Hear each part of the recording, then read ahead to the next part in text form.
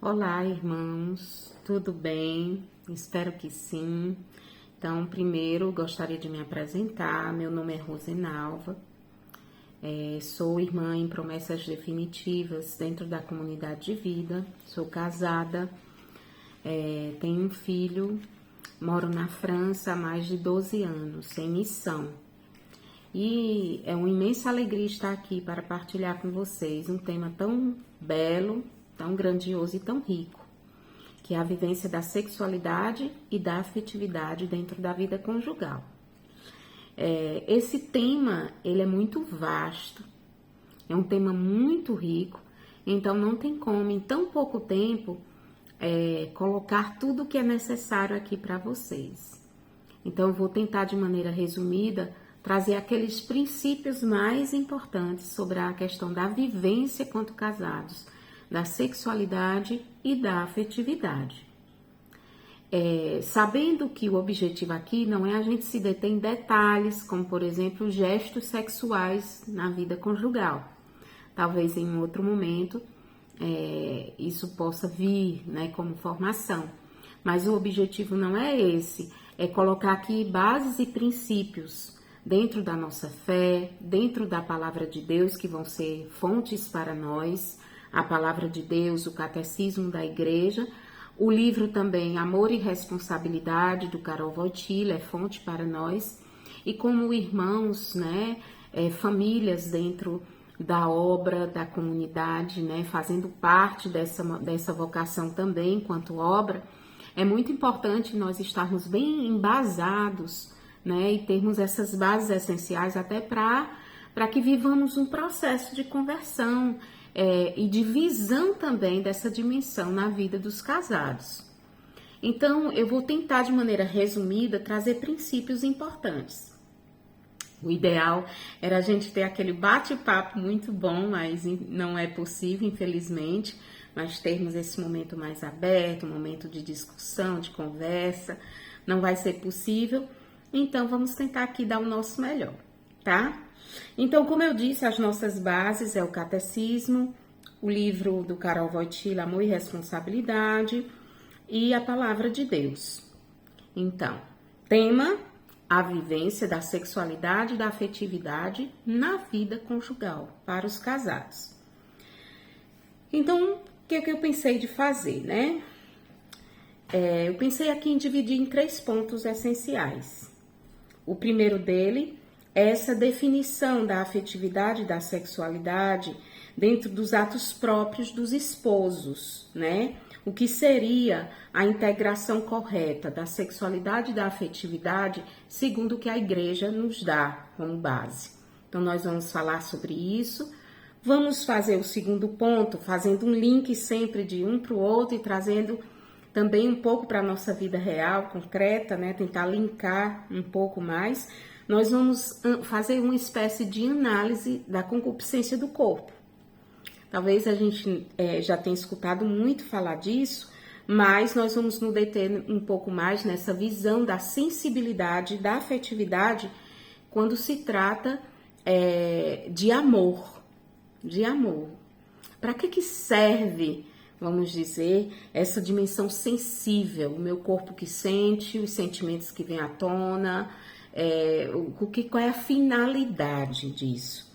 E um terceiro ponto é a gente compreender um pouco também nessa dimensão de integrar esse mundo afetivo e sexual dentro da vivência do matrimônio, da vida conjugal.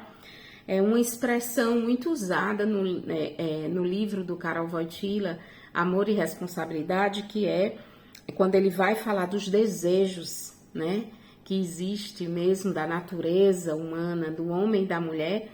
Ele usa uma expressão, ele diz, precisamos fazer uma distinção, o amor culpado. Ele usa essa expressão, o amor culpado, e a diferenciação entre o amor do corpo e o amor da carne.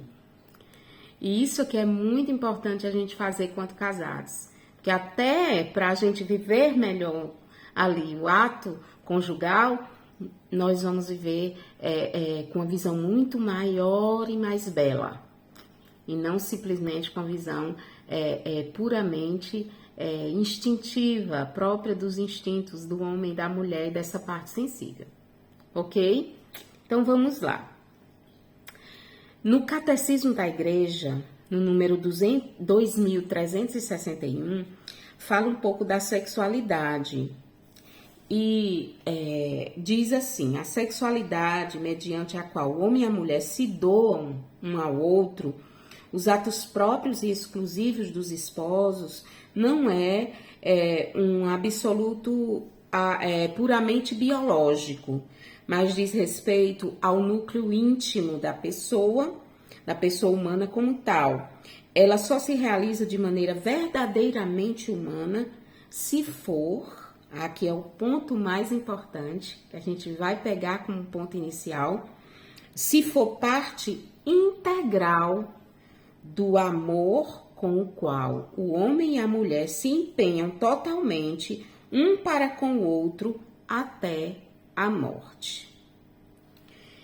E vejam bem, se o meu corpo, a minha afetividade, toda a parte da sexualidade humana, os meus desejos sexuais, os meus sentimentos, eles não tiverem, vamos dizer assim, integrados nesse amor verdadeiro, um para com o outro, nesse empenho de eu quero amar, eu quero e escolho amar, porque o amor é um dever. Para quem se casa, o amor não é somente algo abstrato, o amor não é somente o desejo sexual, não é somente os sentimentos que eu tive por você e você por mim, que nós temos um pelo outro. O amor é um dever. Eu preciso me empenhar em toda a minha pessoa. Quando falo em toda a minha pessoa, é o meu intelecto, é o meu sentir, o meu pensar, o meu corpo, a minha sexualidade se volta para um empenhar-se no amar. Se não existir a integração da sexualidade, dos desejos sexuais e dos sentimentos, dos movimentos afetivos, eles não estiverem integrados nesse valor total do amor, nesse lugar do amor, não vai ser um amor verdadeiro. E veja bem, a maturidade espiritual de um casal, ela não se alcança sem a integração correta da sexualidade da pessoa e da sua afetividade. A gente também não pode separar a dimensão espiritual da nossa realidade carnal. Não, o homem é um só. É impossível fazer dele partes. Ele é um todo. Ele é corpo e ele é alma. Então, a sexualidade e a afetividade, ela é parte integral desse amor. Nós não podemos separar a sexualidade do amor, a afetividade do amor. E o que seria, então, integrar a sexualidade e a afetividade nesse amor? Entenda, nós já ouvimos e nós escutamos muitas coisas sobre isso já. Nós já escutamos que não devemos fazer do prazer o primeiro objetivo, a primeira finalidade na relação a dois. Nós já escutamos que nós não podemos viver como animais, né? Largados a um prazer carnal, a um saciar-se de modo genital, ao exercício da genitalidade. Tudo isso nós já escutamos. Então, o que dá o tom da integração? Dos passos que fazem parte de uma integração da sexualidade e da afetividade. É o comprometimento que eu tenho no amar a minha família, no amar esse outro. E nós partimos para uma visão antropológica nesse aspecto. E qual seria essa visão? A antropologia, ela aponta três pontos 3 aspectos que fazem da pessoa uma pessoa completa. E o que são esses 3 pontos? O corpo, a psique e a alma, a parte espiritual do homem. A gente está aqui separando para uma compreensão, mas a gente não separa quando a gente olha o outro, quando a gente olha o nosso cônjuge. Ele é um todo. Essas partes, elas não devem nunca ser vistas separadamente. E o que o matrimônio faz com esse homem completo? Esse homem que traz 3 aspectos. O matrimônio, ele vai unificar de forma harmoniosa os 3 aspectos na pessoa humana. No nosso caso, casados, ele vai unificar o corpo, a minha psique. A minha psique é a parte sensível, a minha afetividade, a minha vontade está toda nessa área. E a minha alma. Então, ela vai unificar. Vai existir aí uma comunhão. E o amor cristão, ele não é unicamente sensível. A parte sensível do homem, a parte biológica do homem, ela vai existir para um autoaperfeiçoamento do amor, para uma maturidade do amor, para aquilo que São Tomás chama de amor maduro, amor virtuoso, para uma afetividade virtuosa. E o amor cristão, ele é uma realidade. Por que ele é uma realidade? Porque o outro existe para mim e eu existo para ele. O meu esposo existe para mim e eu existo para ele. Eu não sou um instrumento que ele vai usar. Eu não sou um instrumento e um acessório que ele tira e coloca à medida das suas necessidades afetivas e das suas necessidades sexuais. É uma questão de dizer, tu existes para mim inteiro.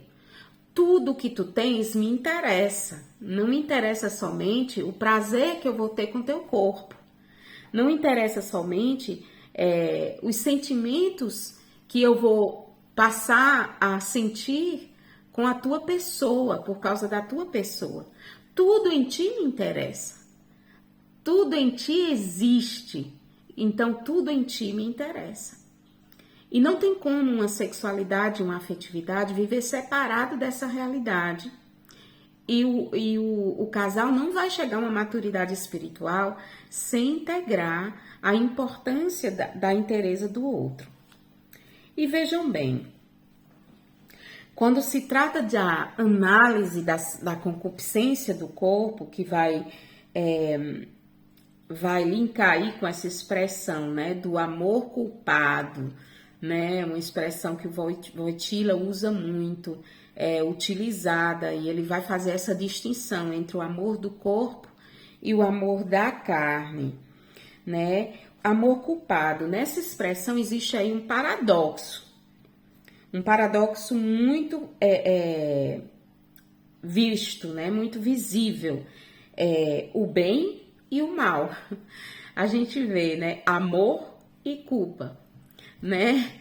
E isso traz para nós, né? Uma dimensão de grandeza e uma dimensão de redenção. Essa dimensão da redenção de um corpo que viveu uma culpa original, né? O Papa João Paulo II abordou muito bem. E, sobretudo, a encíclica, né, Redentor do Homem, é muito importante que um casal leia e conversem sobre a redenção ali escrita.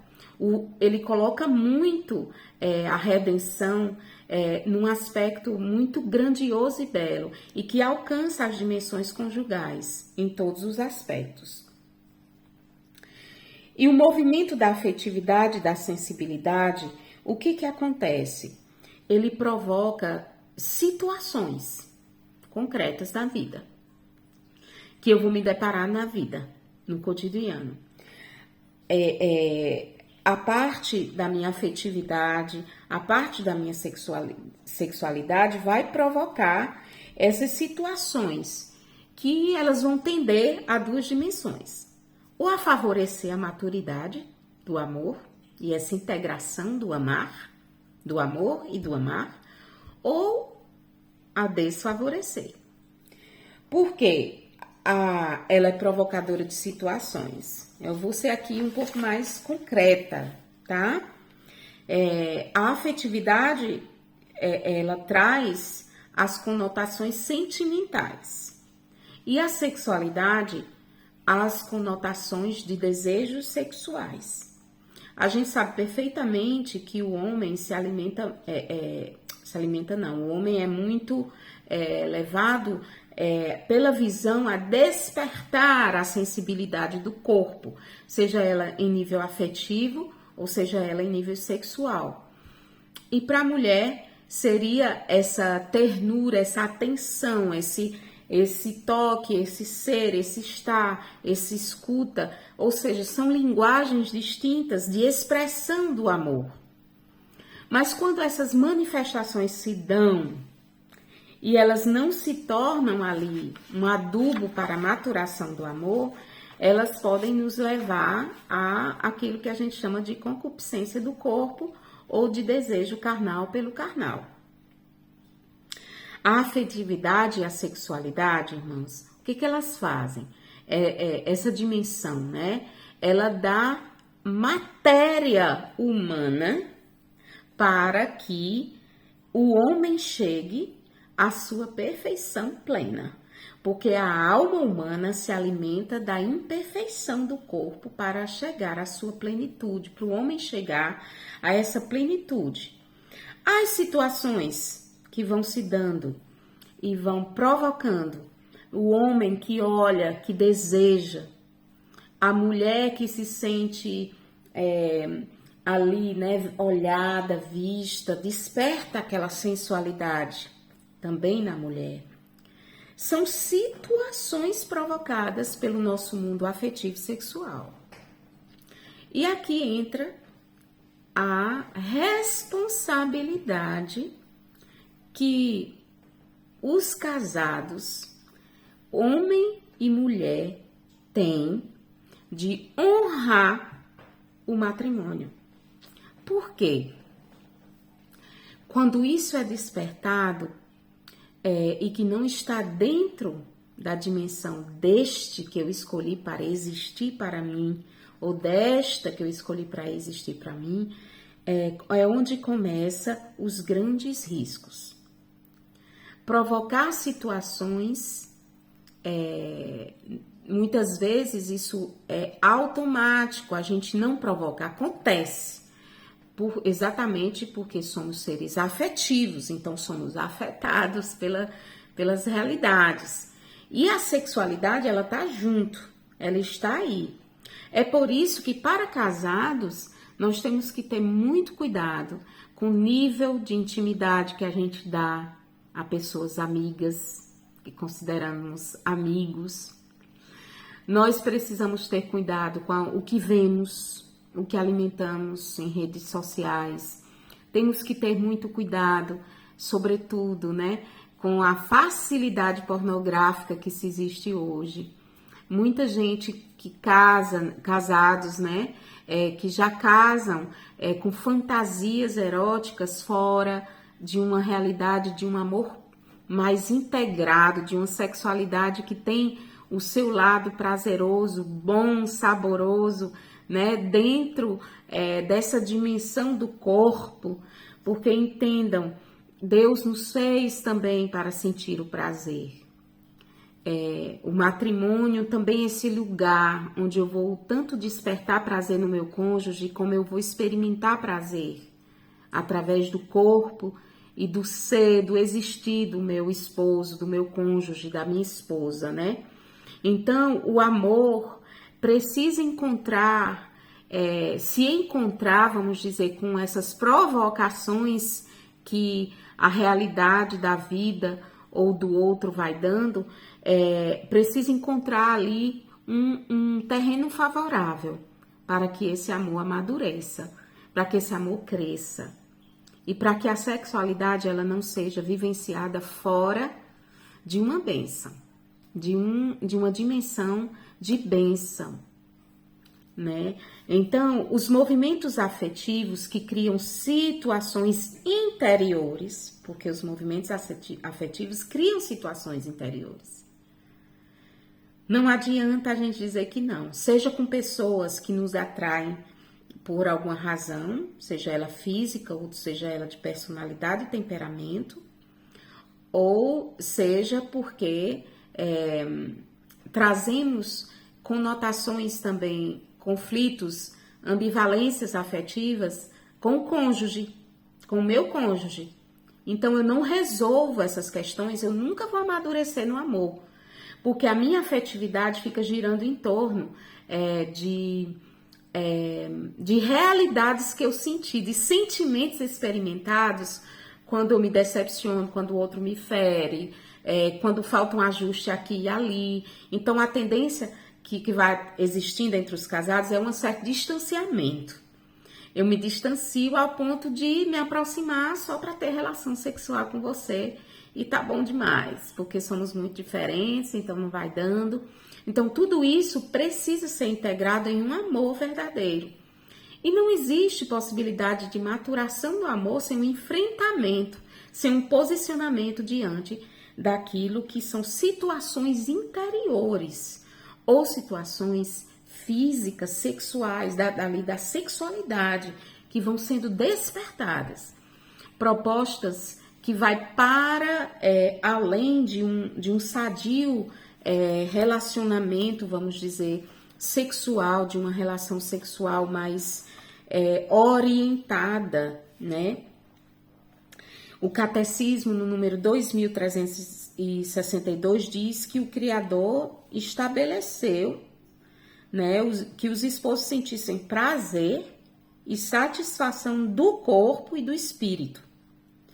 Portanto, os esposos, né, não fazem nada de mal em procurar gozar deste prazer.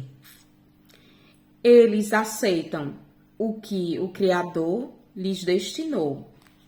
Contudo, os esposos devem saber manter-se nos limites de uma moderação justa.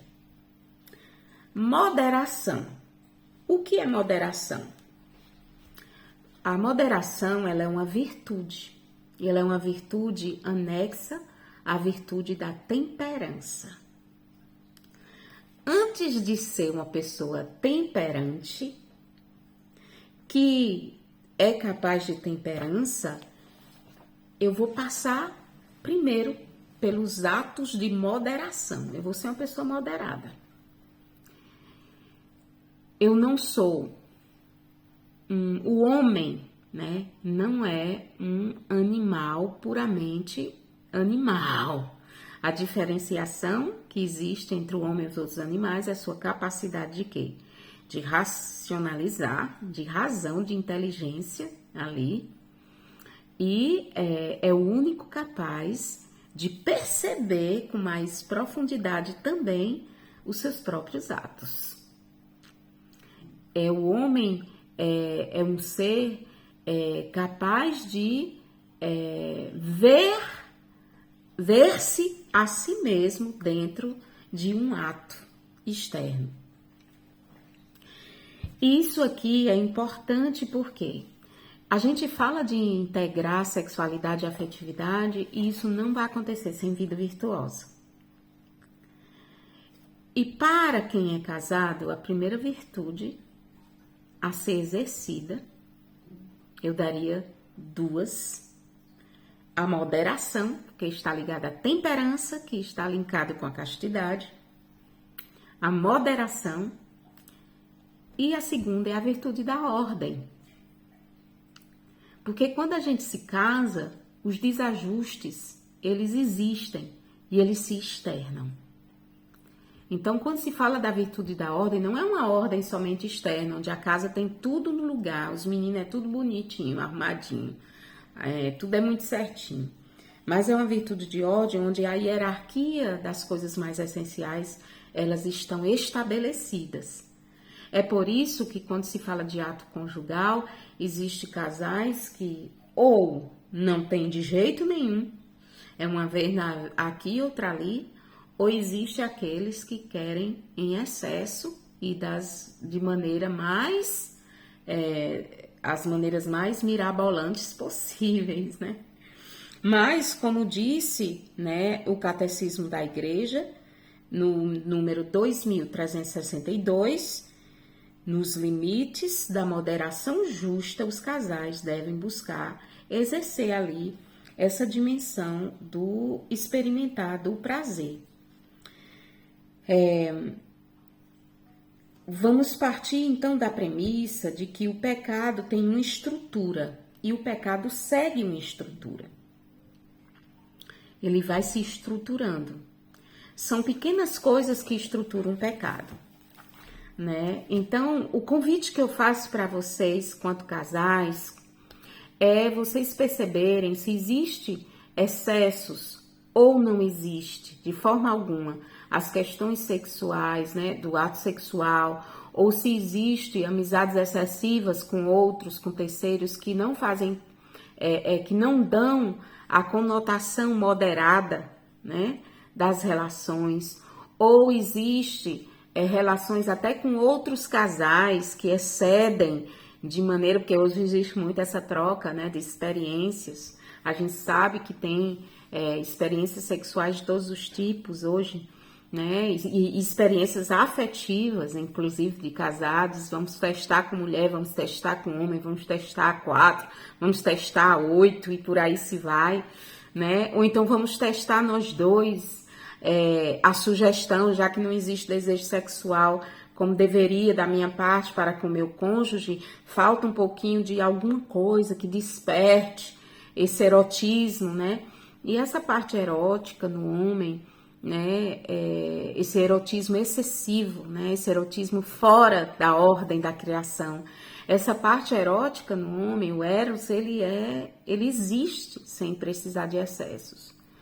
Talvez o que falte é uma integração da sexualidade. Primeiro, você esposo, você é integrado na sua sexualidade, você é uma pessoa resolvida nas suas questões afetivas, na sua história, nas suas questões sexuais. Você, mulher, você é uma pessoa integrada na sua sexualidade, você é resolvida quanto a isso. Que tipo de bloqueios psicológicos nós temos? Porque isso atrapalha muito a vida conjugal dos casados, a vida sexual dos casados, a vida afetiva dos casados. Nós precisamos de muita ajuda nesse aspecto, porque nós, quanto cristãos, nós temos tudo para viver isso da forma mais plena, mais bela, mais poderosa, inclusive, mais cheia de sentido, com um prazer mais voltado para o todo da pessoa e não só aquela parte, né, heterogênea da coisa, ou aquela parte genital, mas a coisa que acende, que eleva, né, que gera vida e que gera comunhão. Porque um ato sexual que depois dele não gera comunhão não é válido.